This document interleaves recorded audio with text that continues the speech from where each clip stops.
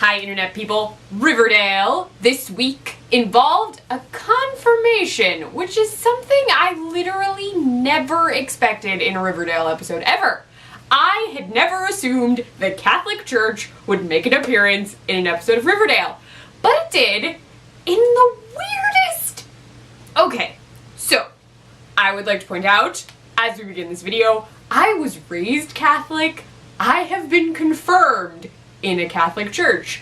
I don't really go to church anymore, not really a practicing Catholic, but I have a ton of facts about Catholicism in my brain. So, Veronica is being confirmed at a later date because the family has been waiting for their Monsignor to be ready. Okay, I don't know. I'm gonna guess there are some churches in the world where Monsignors do that, but a bishop. I was just confirmed by the bishop in charge of my diocese. Actually, there are like 2 bishops, whatever. One of them confirmed me. It's whatever. Typically, it's a bishop. I'm sure there are other places that do Monsignors. Bet you if you're real fancy, a cardinal will come do your confirmation rites. Whatever. Okay, they're waiting for the proper Monsignor.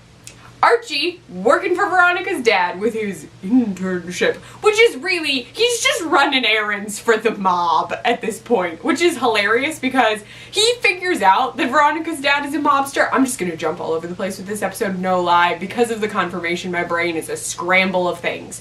So, Archie has actually noticed all the mobster tropes are occurring. Your father has a poker game with all his buddies. When a big event occurs, he invites them all to town. Oh yes, it's not his daughter's wedding, because no, we are not the godfather. No. Daughter's confirmation. Whatever. Okay, but Archie has figured this out, which is interesting, but somehow did not realize that tipping Papa Lodge off to "the men are trying to plan a revolt, they're going to come after you because they think you're weak," would lead someone to get shot? How did he not put together that a threat to Highr'd would just be dealt with a gun? Like, literally, at the end of the episode, I told you this is gonna be all over the place. There is no, I'm not chronologically talking. There's tons of spoilers, everything's happening. And the FBI agent is like, whatever the man's real name was, is dead. And Archie's like, who is that? And I'm like, it's freaking Papa Poutine. That's who died, buddy. That's because you told him. You told Highr'd that they were planning to get you. Papa Poutine was behind it. Of course Papa Poutine is dead. Have you not watched a mob movie? Have you ever thought about organized crime? No? Okay. So that happened. Alright. I'm gonna get into other random confirmation things that occurred because I need to handle these. I'm gonna get to the Serpent's plot. I'm gonna talk about that last because the end of this episode was woof. I also have had no time to process anything because I literally watched it and I'm immediately filming because of how my schedule is this week. Normally I watch it earlier in the day and then I film a little bit later. That's not the case today. So, alrighty. Josie and her mother come to apologize. They come to apologize, and that leads Josie to sing a duet with Veronica at her confirmation, which is very odd. I did not sing at my confirmation. No one sang at our confirmation except the cantor. But okay, also you typically get confirmed with like a group of people. When you don't do it when you're a kid, you have to do it around Easter when your church does confirmation. Like, that's a thing. You go through the rites of confirmation with a group of people who had to go to CCD. It's not called that anymore, I don't think. But you go to religion classes. Since I have not seen Veronica go to a church ever, or discuss going to church ever, I don't know how she got around not going to those special classes you have to go to. I didn't think you could pay God off for those, but whatever, because apparently all of the wives of the mob bosses go to church all the time, light candles, ask God for things, others donate to charity, and yeah, I had thoughts. So yeah. She also goes to confirmation and her Monsignor buddy gives her like the most vague, like 5 Hail Marys, 3 Our Fathers. What? That's like so generic. So generic. Also not, like, we had to go to confession, I believe. I also couldn't pick a family member as a sponsor, and fun fact, my confirmation name is Margaret. Just so you know.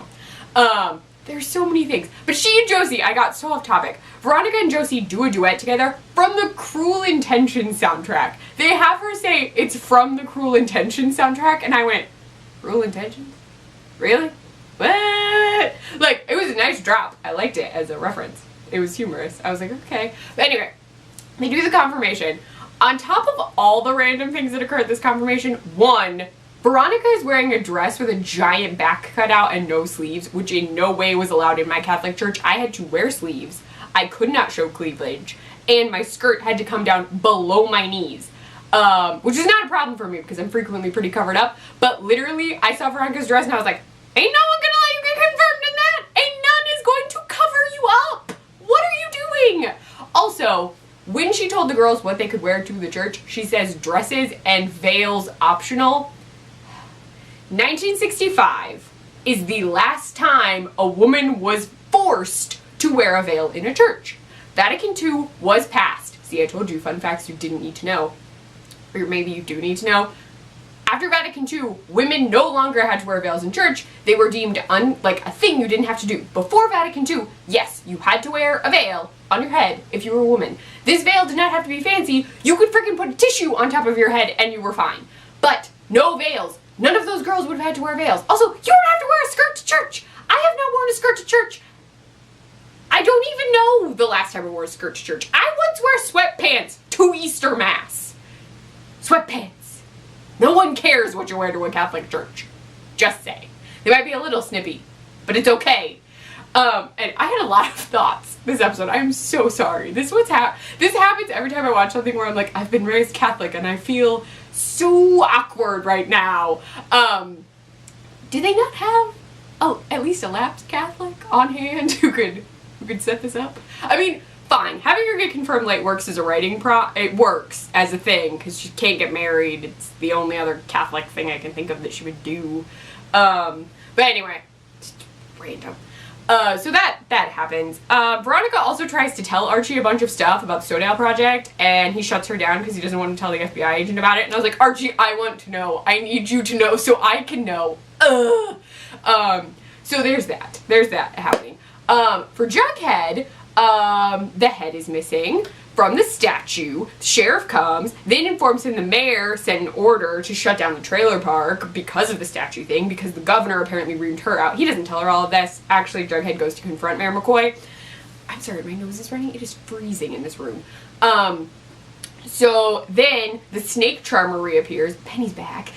She shows her cut up arm to FP, who is not okay with what Jughead did at all. He's like, you mutilated a woman. You mutilated her. Which he did, admittedly. There was drug running and some other things happening. But he did mutilate her arm. It healed really well, though. Like, I'm wondering if she saw somebody over Greendale. It was Greendale, right? Yeah. But they're gonna have a vote because she wants him kicked out because of what he did. All of this stuff. And she'll help them get out of the trouble they're in, save the trailer park, whatever. So Jughead winds up working with Betty to figure out what's going on. They have a discussion about Tony, where Jughead reveals that yes, he and Tony have kind of fooled around a little bit, but nothing major, and she gave him his tattoo. They're kind of okay after that. Then they're investigating to find the head. They wind up finding the head. It got dropped off at the dump by Tall Boy, who was leading this whole, like, let's get Jughead out situation. So then he gets exiled, like, FP is gonna take him away, but he reveals that Hiram Lodge paid him to do that, to take the head, stir up trouble, do a bunch of crap, because then he thought he could get rid of Jughead and FP and take over, because Tall Boy would have been a great leader. Great. So great. Gets his people freaking kicked out of their own homes. What? So that all happens. But then Jughead and Betty have sex. They don't show us that. I'm sorry. But immediately, like, as soon as her dress got unzipped, I was like, I can't watch any of this. You are young. I'm sorry. I am older than them. I am. And, like, I literally was like, I am too old to see this. I can't watch this happen. Do not do this to me, world.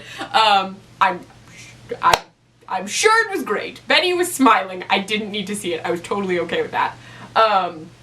So that happened. But we've also seen Betty camgirling, because that happened. And then Hal is pissed and wants Chick gone because there was someone there to see Chick. Not business acquaintance, no, but a gentleman who's going to get him a job at the movie theater.